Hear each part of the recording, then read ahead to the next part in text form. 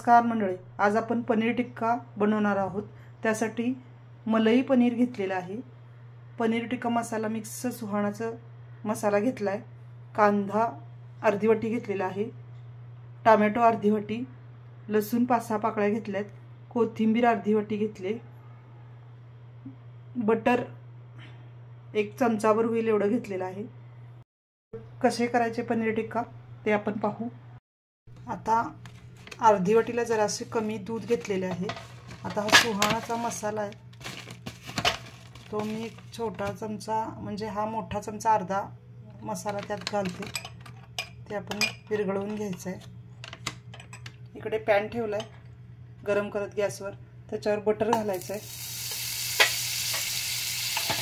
त्या बटरमध्ये हा कांदा भाजायला घालायचा आहे, टोमॅटो भाजायला घालायचा आहे, लसूण भाजायचा आहे।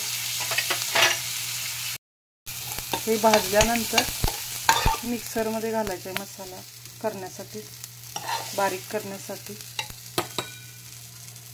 मसाल्यातच कोथिंबीर घालायची आहे मिक्सरला वाटण्यासाठी। थोडासा बटर घातलेला आहे मी, बटर वितळलेलं आहे। त्याच्यामध्ये आता हा मसाला मिक्सरचा तो घालते।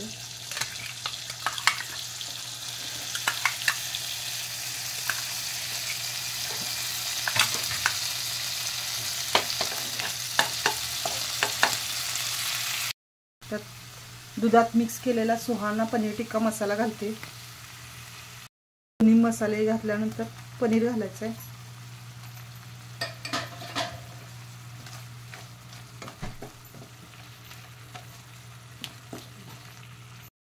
मिक्सरचं राहिलेलं मसाल्याचं पाणी घालते मी त्याच्यामध्ये। त्याच्यानंतर कोथिंबीर घालायची राहिलेली, त्याच्यानंतर कसुरी मेथी घालायची,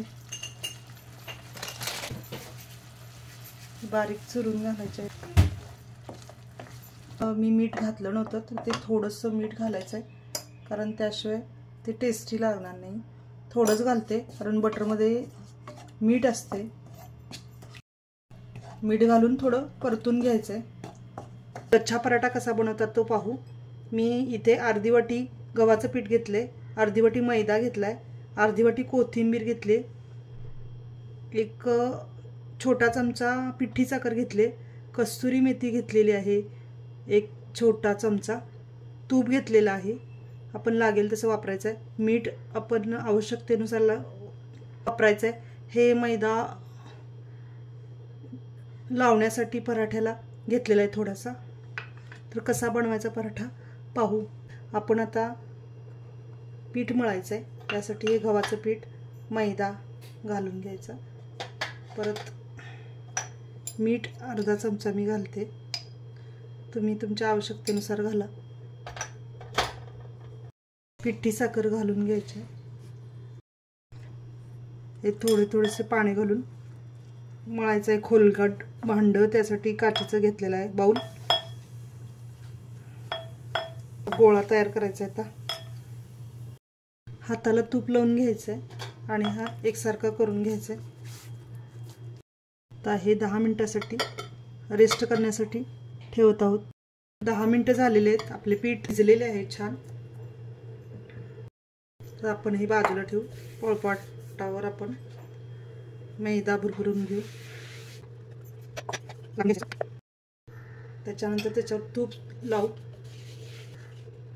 पीठ भरभरायचं मैदा, त्याच्यानंतर कसुरी मेथी घालायचे, त्याच्यानंतर कोथिंबीर घालायचे,